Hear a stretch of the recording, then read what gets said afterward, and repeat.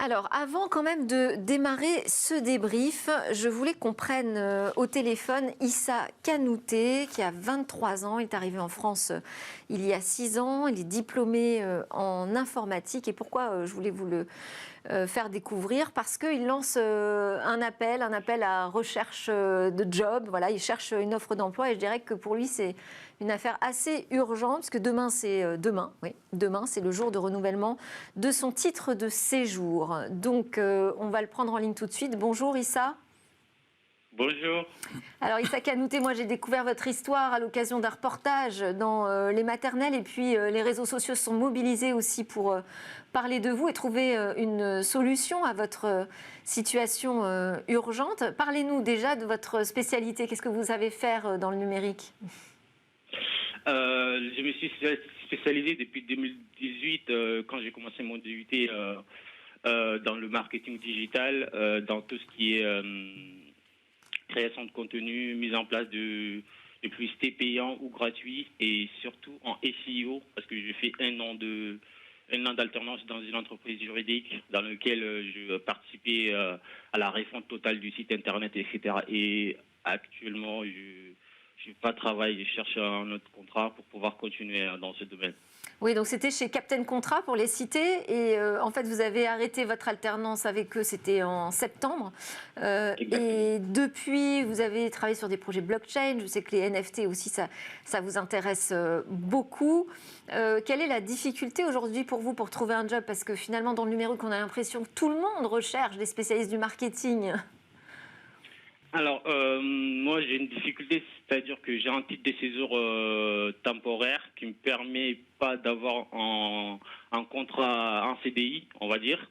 Alors que dans mon domaine, en général, les entreprises cherchent des CDI. J'ai pas mal d'entretiens qui me proposent des CDI, mais après, derrière, ils ont peur parce que avec mon contrat, avec mon titre de séjour, ils sont obligés de payer 1 000 € auprès de la directe pour m'autoriser à travailler dans leur entreprise. Du coup, c'est un peu un frein pour les entrepreneurs parce que de payer 1 000 € pour embaucher quelqu'un, etc., c'est pas tous les entrepreneurs qui sont prêts à faire ça. Et du coup, c'est ça qui me bloque, entre guillemets, pour trouver un travail jusqu'à présent.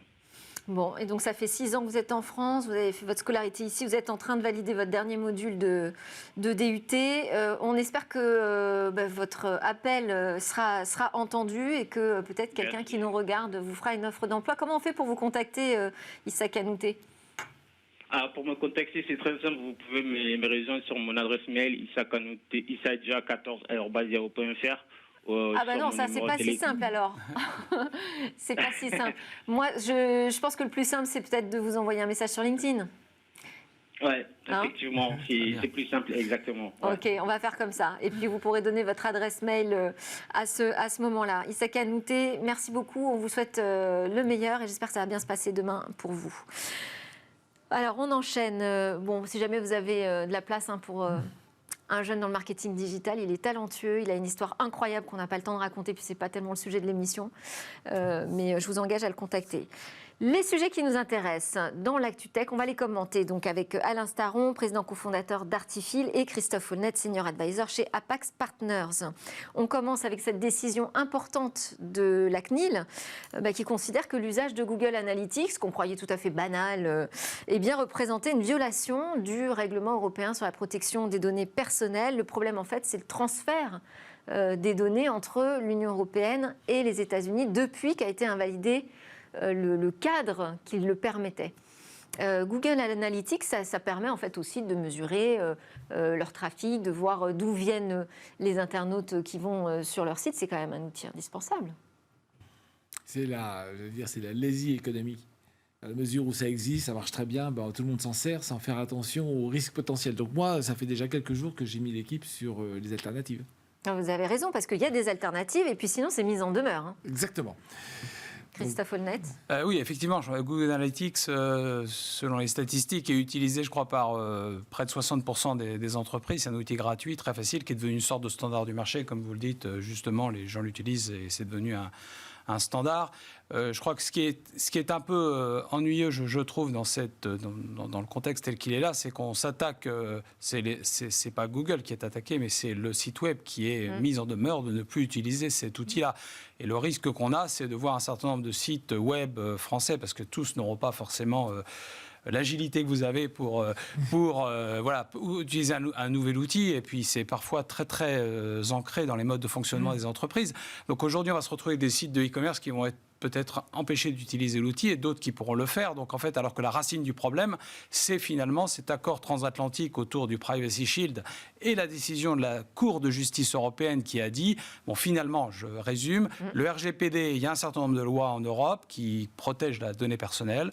Autrefois, on pouvait transférer les données aux États-Unis car les États-Unis étaient considérés avec le Privacy Shield comme un endroit qui avait plus ou moins des règles équivalentes. Et là, c'est fini. On considère qu'ils ne sont pas assez protecteurs. Donc, on n'a pas le droit d'envoyer les données. Mais c'est c'est ça le fond du problème. Donc, il faut qu'on puisse rétablir cette solution-là. Sinon, on va ouvrir une boîte de Pandore.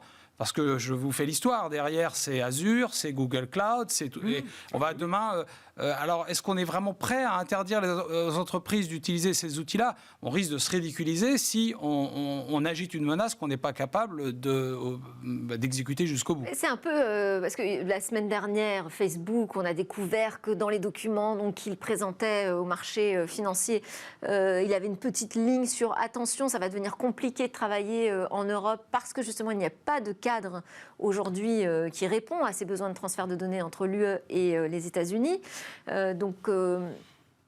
Les géants du numérique sont bien au courant du problème. L'Europe doit le régler, mais pour l'instant, ce n'est pas le cas. Et c'est vrai que là, vous avez raison, on pénalise des sites qui sont des utilisateurs. Alors pour l'instant, on n'a pas la liste d'ailleurs de qui véritablement est mis en demeure, mais visiblement, ce sont des commerçants français. Donc, si la liste est... j'ai pu la lire. Oui, voilà, moi aussi, mais je n'ai pas vérifié, donc, parce qu'elle n'a pas été communiquée officiellement par la CNIL, donc je pense que ça ne sert à rien de donner les noms. Oui, d'accord. Et en plus, visiblement, il suffit qu'une plainte soit portée pour qu'un autre site soit mis en demeure. Tout à fait. Donc ça, c'est quand même assez inquiétant. Alors, je vous suis sur le fait qu'effectivement, on ouvre une boîte de Pandore.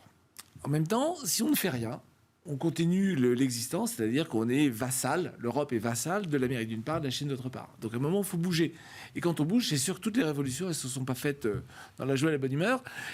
Sur Google Analytics, sur ce petit schéma, alors nous on a de la chance, on est une start-up, donc plus facile pour nous de bouger et d'être agile, mais il y a des solutions. Donc ça va prendre le temps que ça prendra. 1 mois de mise en demeure est un peu court. Je suis sûr que si on va voir la CNIL en disant j'ai pris les actions, ça va me prendre 3, 4, 5 mois plutôt qu'un, mais c'est parti. Il y a matière à négocier, je suis sûr. Mais moi, je trouve excellent, une très bonne idée de dire il y a des alternatives européennes, mettons-les en place. Quand même. Alors, la vertu, c'est effectivement qu'on découvre qu'il y a des alternatives. Et moi, j'ai découvert qu'il y avait même une liste. En fait, la CNIL tient une liste officielle d'outils qui sont validés, qui respectent le règlement européen sur la protection des données. Donc, ça va mettre en lumière, c'est très bien, ces acteurs-là. Mais enfin, il y a quand même la liste de la CNIL, c'est sous réserve d'une utilisation qui reste encadrée. Bon. Faut regarder. Il y a quand même toujours des petites lignes. À la place on serait plus fort si les CNIL européennes et l'instance européenne qui représente les CNIL agissaient de concert. Encore une fois, on a une force, je suis tout à fait d'accord, sur le fait de pousser les alternatives et de faire en sorte surtout que ces plateformes dominantes n'empêchent pas d'autres innovations d'exister. Donc je suis 100% d'accord avec ça, mais ma conviction, c'est que ça ne peut fonctionner que si l'Europe se montre forte et quelque part valorise ces 440 millions de consommateurs. Exactement. Parce que tout seul, avec nos 50 millions par site, 20 millions par là, 60 millions par là, on ne fera pas le poids, alors qu'on a une opportunité. Donc je crois que c'est plutôt... Mais pour l'instant, l'Europe n'a pas trouvé la solution. À ce stade-là, oui, mais bon, voilà, il faut pousser. La moyenne, au contraire. Donc, je pense non, mais je veux dire, sur l'encadrement de ces transferts de données, pour l'instant, on n'a pas trouvé la solution. Non, oui, mais donc faisons en Europe. Oui. C'est ça. Pour l'instant, on n'a pas le choix, visiblement. Bon, enfin, on fait un truc un peu entre deux, quoi. Oui, mais bon, il faut négocier. Non, mais c'est vrai. Pour l'instant, il y a une sorte de vide juridique, et pour l'instant, la responsabilité pèse sur les petites boîtes, quoi. Mais c'est pas grave. Moi, je suis prêt. Enfin, si on était dans un autre cas de figure, je serais prêt à aller voir les clients en disant regardez, j'ai bien compris, j'ai pris votre liste, j'ai topé lui, je vais y aller, ça va me prendre 6 mois. Ça vous va? Allez, on continue. Encore David et Goliath. Enfin là, le petit est assez grand quand même. C'est une lettre ouverte des opérateurs européens qui s'adressent aux grandes plateformes de contenu. Elles veulent en fait que ces plateformes contribuent davantage, de manière plus proportionnelle au coût de l'infrastructure numérique européenne qui supporte leurs services. Alors cette lettre, elle a été signée par Telefonica, Deutsche Telekom, Vodafone et Orange, donc Stéphane Richard encore, et publiée dans le Financial Times en tout début 2 semaines. Vous l'avez lu, cette lettre? Oui. Moi, non. Ça vous semble justifié? C'est un sujet Moi, c'est un serpent de mer qui revient régulièrement, c'est-à-dire faire payer aux acteurs du contenu le coût de l'infrastructure. Bon, il y a une brèche qui s'est ouverte en Corée, puisqu'il y a eu un énorme problème avec Squid Games qui a été utilisé très largement. Le succès de la série télé sur Netflix a fait exploser les compteurs des opérateurs. Ils n'ont pas réussi à faire une continuité de service. Absolument. Et la présidence française de l'Union européenne redonne un peu espoir sur le fait de pousser cet aspect-là. Mais bon, moi, je suis là... en l'occurrence, assez sceptique sur le fait que ça puisse aller au bout, parce qu'il y a plusieurs sujets derrière. Il y a la neutralité du net, qui est quand même quelque chose à laquelle tout le monde est particulièrement attaché. Et voilà, donc on se retrouve dans une situation où la neutralité du net risque d'être mise à mal par le fait que des opérateurs pourraient passer des accords privilégiés. Bon. Si on demande... Alors là-dessus, il y a quand même quelque chose dans la lettre qui dit justement attention, si on ne passe pas d'accord, nous on ne pourra plus fournir le même service, la même qualité, et donc on aura une Europe avec un web dégradé. Donc on aura déjà une sorte de fin de neutralité. Oui, c'est un risque potentiel, mais bon, je crois qu'il y a une grosse différence entre l'Europe et les États-Unis, ou même la Chine. Aux États-Unis, il y a 4 opérateurs. En Europe, il y en a 80. Donc la capacité à pouvoir négocier, encore une fois, face aux géants est compliquée. Mais je crois qu'il y a aussi derrière le fait que s'il y avait un paiement qui a été fait par les acteurs de contenu, est-ce que l'argent serait vraiment utilisé pour l'upgrade des infrastructures télécoms, ou elle serait juste utilisé pour améliorer les économies, parce qu'aujourd'hui, ils se payent tous de leur marge. Donc on verrait peut-être ça arriver, alors ce qui serait évidemment très mal perçu en France, ça serait redonné aux actionnaires. Ce serait en fait pour améliorer les marges d'exploitation des opérateurs. Donc parce que l'argent, voilà, c'est fongible, on ne peut pas vraiment déterminer. Donc je crois que le débat va exister à nouveau. Probablement, ça va simplement pousser les acteurs publics à donner un peu plus de milliards et de financement pour l'upgrade et puis pour les plans fibres, les plans 5G, ce genre de choses. Mais que les Google, Netflix et compagnie n'ont pas forcément mettre la main à la poche. Ce qui note quand même, ce qui est intéressant, ce qui est vrai, c'est que le trafic de données a augmenté de près de 50% chaque année, là. Oui. Dernièrement, et ils disent que la situation, elle est plus viable. Enfin, je veux dire, c'est un discours quand même très alarmiste de la part des opérateurs. Oui, si on remet les choses à plat, Internet aujourd'hui, 2/3 du débit, c'est du streaming. Donc c'est de la télé. Voilà. Et là-dedans, un quart... Et de plus en plus en haute définition. Voilà. Et demande beaucoup de ressources. Un quart et la moitié de ça, c'est Netflix. Donc s'il faut viser, il n'y a pas besoin de viser très longtemps pour trouver les bons acteurs. Après, quand même, si on regarde dans le détail... Et ils disent que c'est d'ailleurs 70% du trafic de données sur les réseaux qui est opéré par une poignée de... Par le streaming, Netflix 1, Disney 2, Amazon Prime 3. Voilà. Et puis après, vous avez des petits, malheureusement, les Européens sont bien derrière. Alors quand même, si on creuse un peu, ça ne date pas d'aujourd'hui le problème des réseaux. Et si vous prenez les grands, les très grands, enfin Netflix en particulier, ils sont déjà en train de travailler avec les opérateurs parce qu'ils installent leurs baies au cœur des réseaux. Et c'est quoi leur job? C'est de réduire l'empreinte qu'ils ont sur le réseau. Moyennant quoi, parce qu'ils ont quand même des contrats avec ces opérateurs télécoms, moyennant quoi, leur objectif c'est de baiser le prix du contrat et de prendre de la valeur ajoutée dans la manière dont on gère un réseau. La manière dont on gère un réseau, normalement, c'est le propre d'un opérateur télécom. Donc, on voit bien qu'on est dans une guerre à deux niveaux. Il y a la guerre de façade qui dit à la fin, faut bien des infrastructures. Je dis, moi, je la paye quand même. Mon Internet, je le paye déjà. Bon, et Facebook et Google créent leur propre infrastructure. Aujourd'hui, ils tirent des câbles sous-marins. Ils font le transatlantique et vers l'Asie. Mais donc, aujourd'hui, moi, je paye déjà mon infrastructure, peut-être pas assez cher. Je la paye surtout pour voir des films. Alors, ce serait effectivement pas mal si j'avais dans mon décompte le fait que je paye surtout pour voir la télé. Ça me rendrait... Parce qu'Internet, tout le monde dit c'est génial, c'est l'accès à tout, mais on regarde la télé. On ramener à des choses un peu concrètes. Et donc ça, c'est la façade. Et dessous, il y a des guerres technologiques sur comment les opérateurs de streaming prennent le contrôle des opérateurs télécoms. Bien sûr, ça, c'est grave. Ça, c'est une Bien concurrence. Et c'est encore des acteurs européens là, qui se retrouvent donc fragilisés. Visiblement, aux États-Unis, il y a la Corée où ça bouge, mais aux États-Unis aussi, hein, les décideurs vont vers un service universel qui serait financé par les plateformes numériques. Donc peut-être que ces décisions en dehors de l'Europe vont inspirer l'Europe. La notion de bien commun, à la fin du fin, on a parlé, Emmanuel Macron parlait de bien commun la semaine dernière ou la semaine d'avant, sur le numérique, c'est à la limite une fréquence d'un bien commun, qu'elle soit sur une fibre ou qu'elle soit en l'air. Ça pourrait être un fléchage, entre guillemets, d'une taxe GAFA, une nouvelle taxe GAFAN, GAFA. puisqu'il faut que j'ajoute Netflix, effectivement. Puis maintenant, comme ils changent tous de nom, en fait, ça ne veut plus rien dire, GAFA, mais... Oui. Alors justement, ça ne va pas s'arranger quand on va passer au métavers, hein, puisqu'on va devoir avoir besoin encore plus de ressources, de calcul, de débit et de gros tuyaux. Et je voulais que vous réagissiez aussi à cette info. Donc, dans son métavers, dans ses métavers, parce qu'il y en a deux horizons, Facebook propose maintenant de la distanciation sociale. Donc, je ne sais pas si on a des images où on voit en fait les avatars qui peuvent appuyer sur une fonctionnalité, une sorte de bouclier personnel. Je crois que ce sera par défaut maintenant. Voilà, alors là on ne le voit pas encore, mais ça sera activé par défaut, tout à fait. 4 pieds, environ 1 mètre, qui correspond à une distance, une et on espèce de bulle autour de la personne. Notre avatar ne pourra pas être bousculé par des malveillants. En fait, je pense que ce qui se passe avec ce métavers, c'est en fait une hybridation encore plus forte entre le monde virtuel et le monde réel. Et autrefois, on avait d'une certaine façon le monde réel et puis le monde virtuel dans lequel on avait un pseudo. Mais là, on passe du pseudo au jumeau, si je puis dire, c'est-à-dire au jumeau numérique.